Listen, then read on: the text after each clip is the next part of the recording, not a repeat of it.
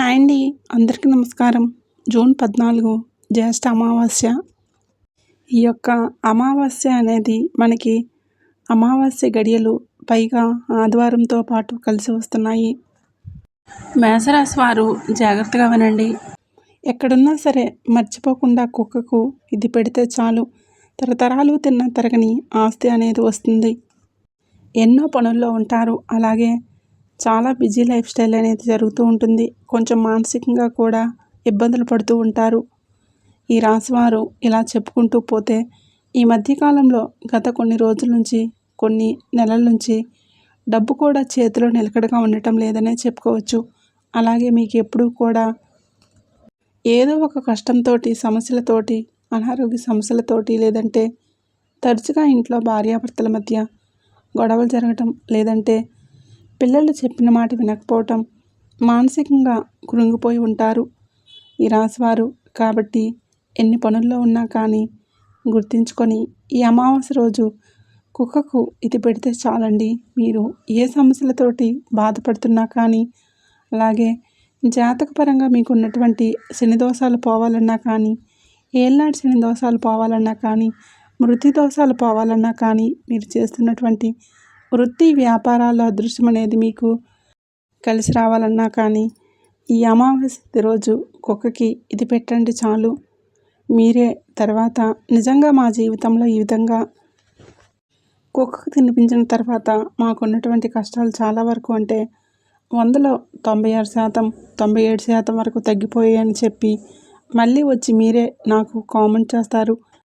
ఎందుకంటే కుక్కని కాలభైరవుడుగా పిలుస్తారు. అలాగే రాశివారు మీ చేతుల ద్వారా మీరు తెలుసో తెలియకో చేసినటువంటి పాపాలు అంటే అందరూ కూడా మనకి మంచి వాళ్ళం అని చెప్పి మనం చెప్పుకుంటే గొప్ప కాదండి. ఏవో అడపాదడప కొన్ని పొరపాట్లు అనేవి మనిషి జీవితంలో చేస్తూ ఉంటారు. అలాగే గత జన్మలో చేసినటువంటి పాపాలు లేదంటే పెద్దలు చేసినటువంటి పాపాలు ఇలా ఏదో ఒక రకంగా మనల్ని వెంటాడి వేధిస్తూ ఉంటాయి. ఇటువంటి సమస్యలకి మీరు ఈ అమావాస్య రోజు మీ చేతుల ద్వారా మీరు కుక్క కనుక ఇది తినిపించినట్లయితే మీకు ఉన్నటువంటి సమస్యలన్నీ కూడా పూర్తిగా వెళ్ళిపోతాయి. ఈ రాశివారికి గత కొన్ని నెలల నుంచి గ్రహాల యొక్క వ్యతిరేక స్థితి అనుకూలంగా లేకపోవటం వల్ల వ్యతిరేకంగా ఉండటం వల్ల తరచుగా మానసికంగా కృంగిపోవటం ఏదో ఒక సమస్య అనేది అంటే ఇది పోయిందిలే కాస్త ఈ క్షణం మేము సంతోషంగా ఉన్నాము అనుకునే లోపే ఏదో ఒక సమస్య వెంటనే వచ్చేస్తూ ఉండటం. అలాగే సముద్రపు అలలు అనేవి ఏ విధంగా ఎగిసిపడుతూ ఉంటాయో అలాగే మళ్ళీ వెనక్కి అంతే వేగంతో వెళ్ళిపోతూ ఉంటాయో వీరి మనసులో మెదడులో ఆలోచనలు కూడా ఎప్పుడు అలా రన్నింగ్లో తిరుగుతూ ఉంటాయన్నమాట. వీళ్ళ మైండ్ అనేది వీళ్ళు అనుకుంటారు, నేనెందుకు ఎంత ఆలోచిస్తున్నాను, ఇంత ఆలోచించడం వల్ల నేను మానసికంగా కృంగిపోతున్నాను, అలాగే శారీరకంగా నేను యాక్టివ్గా ఉండలేకపోతున్నాను, నాకు ఇంత ఆలోచన అనేది అనేక నష్టాలను తీసుకొచ్చి పెడుతుందని చెప్పి నాకు అర్థమవుతుంది.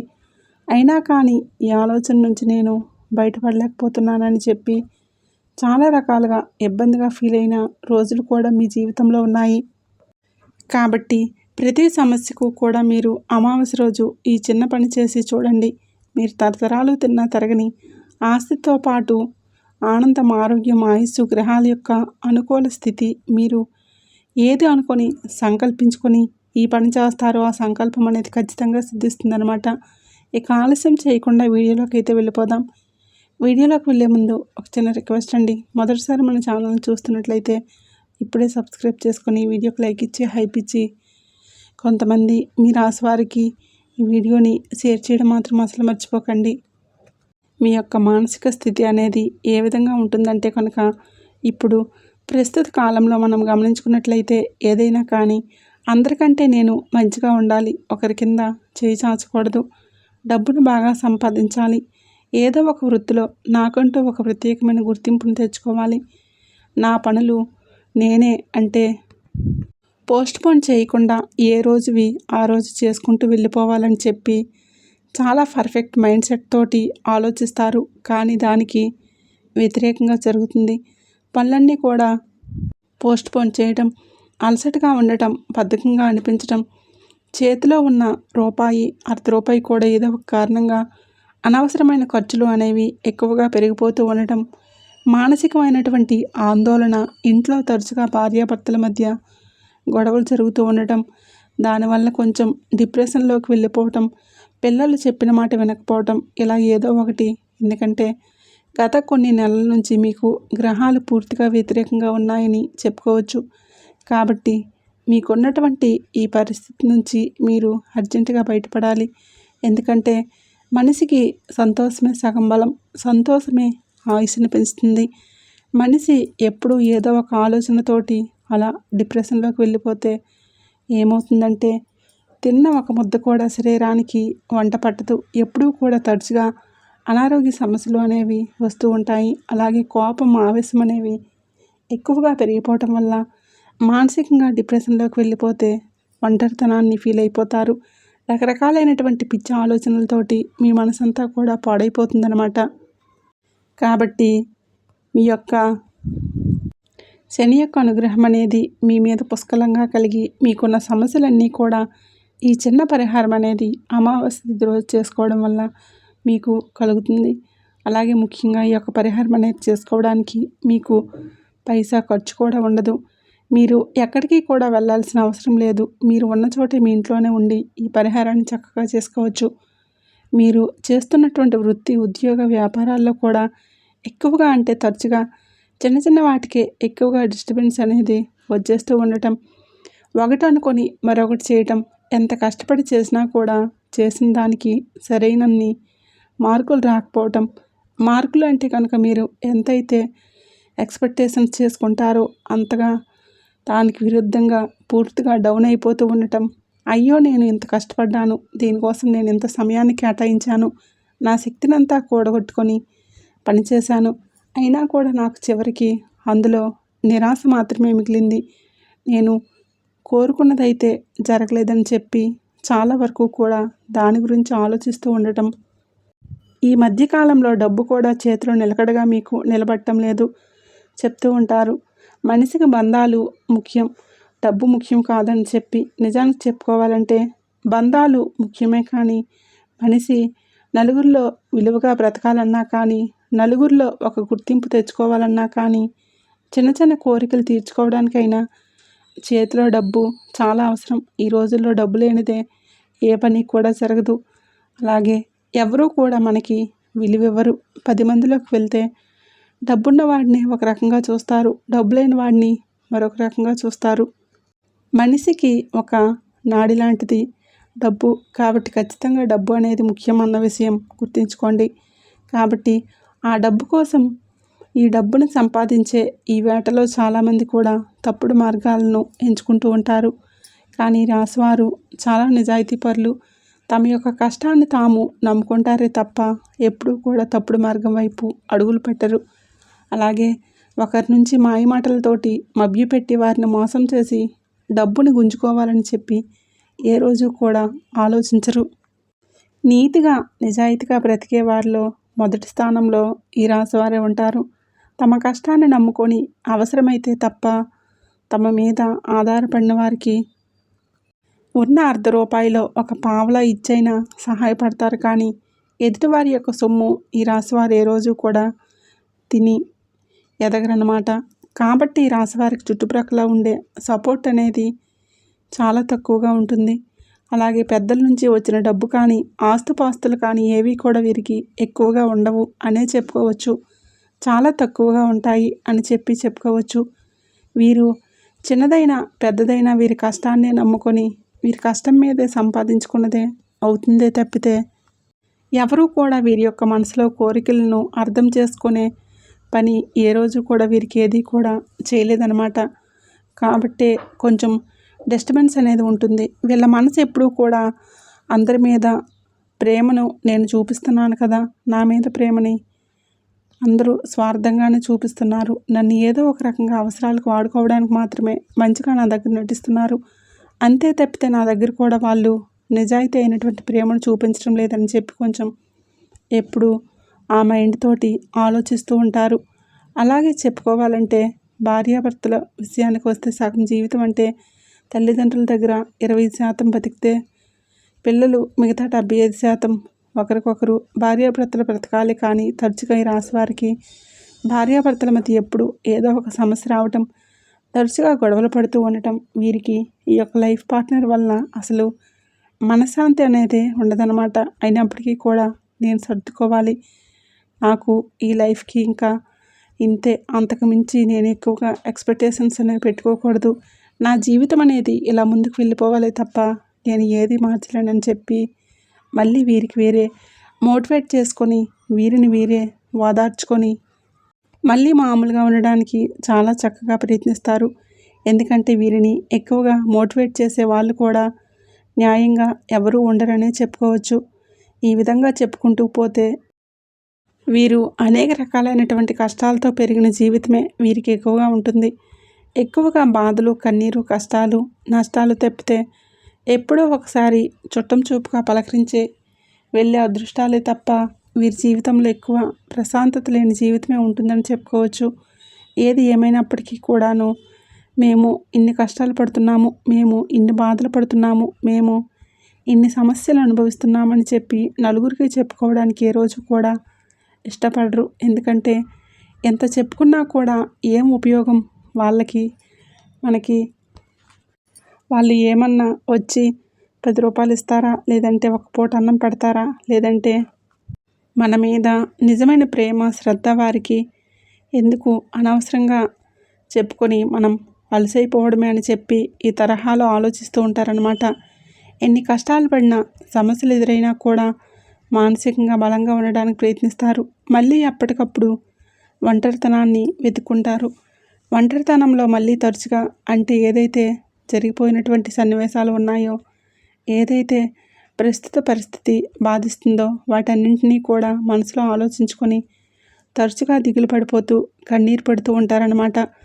కొంచెం మానసికంగా వీక్ అనే చెప్పుకోవచ్చు. చూసేవారికి మాత్రం వీళ్ళు చాలా స్ట్రాంగ్గా అబ్బా ఏదైనా కూడా మొహానే మాట్లాడేస్తారు, వీళ్ళకి కల్లా కపటం లేదని అనుకోరు, చాలా ముదుర్లు, చాలా తెలివైన వారు అని ఈ విధంగా అనుకుంటారు. ఈ రాశివారు తెలివైన వారే, అలా అని చెప్పి ఎదుటివారిని ముంచే అంత తెలివైన వారైతే తెలివైతే వీరి దగ్గర ఉండదు. పసిపిల్లల మనస్తత్వం వీరిది, కల్లా కపటం లేకుండా ఉంటారనమాట.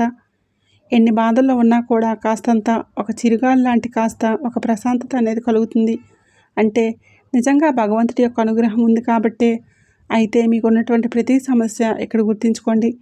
ప్రతి సమస్య కూడా తొలగిపోవాలన్నా కానీ, మనసు ప్రశాంతంగా ఉండాలన్నా కానీ, శని దోషాలు అనేవి తగ్గాలన్నా కానీ, ఎదుటివారు మీ మీద పడి నడవడం కూడా ఈ మధ్య మీకు ఎక్కువైపోయింది. ఆ యొక్క నరఘోష అనేది తొలగిపోవాలన్నా కానీ ఖచ్చితంగా ఈ యొక్క అమావాస్య రోజు కాలభైరవుడికి అంటే కుక్కకి ఈ చిన్న ఆహార పదార్థం అనేది తినిపించండి.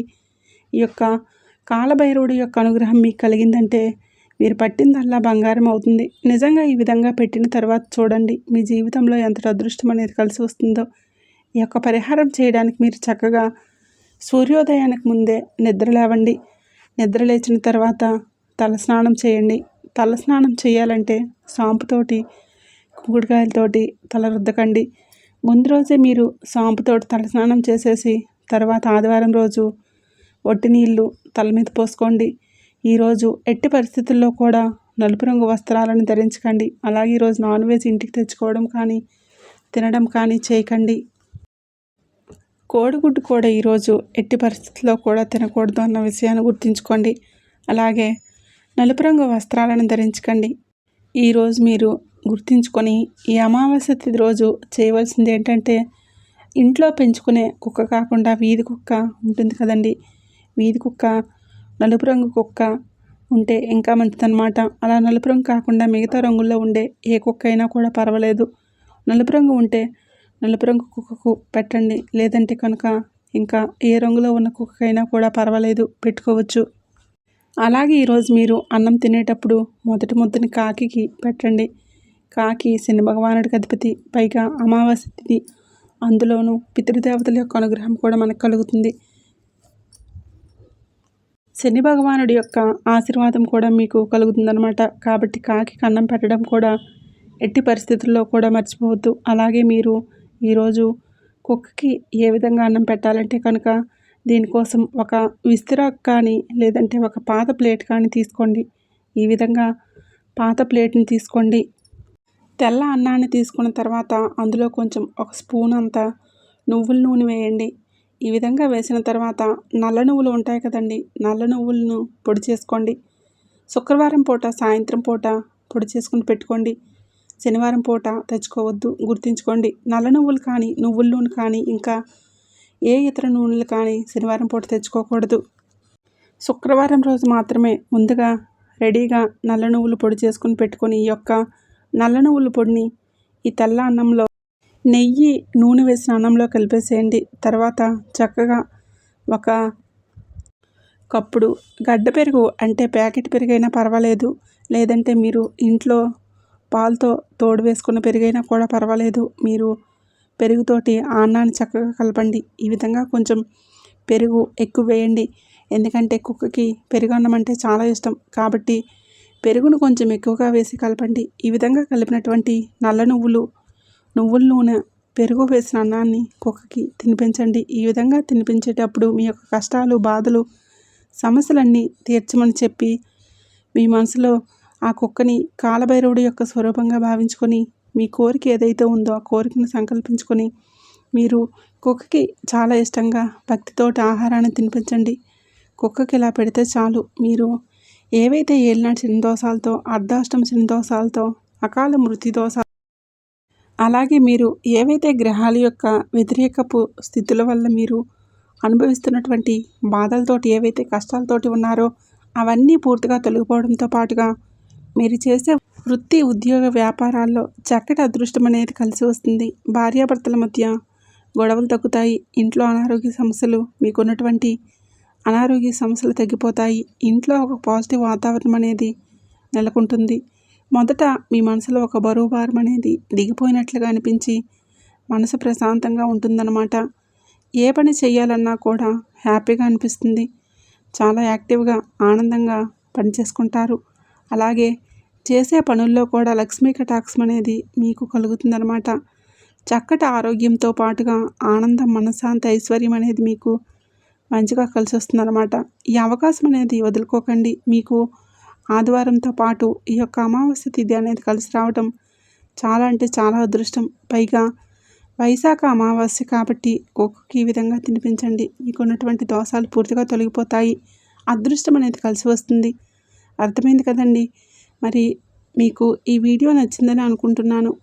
నచ్చింది అనిపిస్తే ఈ వీడియోకి ఒక లైక్ ఇచ్చి ఖచ్చితంగా హైప్ ఇవ్వండి. ఈ వీడియో మరికొంతమంది మీ శ్రేయోభిలాషులకు, మిత్రులకు, మీ యొక్క సన్నిహితులకు ఈ వీడియోని షేర్ చేయండి. మొదటిసారి మన ఛానల్లోకి వచ్చినట్లయితే ఇప్పుడే సబ్స్క్రైబ్ చేసుకొని సపోర్ట్ చేయండి. ఆ సంతోషిమాత పరమేశ్వరుడి యొక్క ఆశీస్సులు, ఆ కాలభైరవుడి యొక్క ఆశీస్సులు మీ మీద, మీ కుటుంబం మీద ఎల్లకాలం ఉండాలని చెప్పి మనస్ఫూర్తిగా కోరుకుంటున్నాను.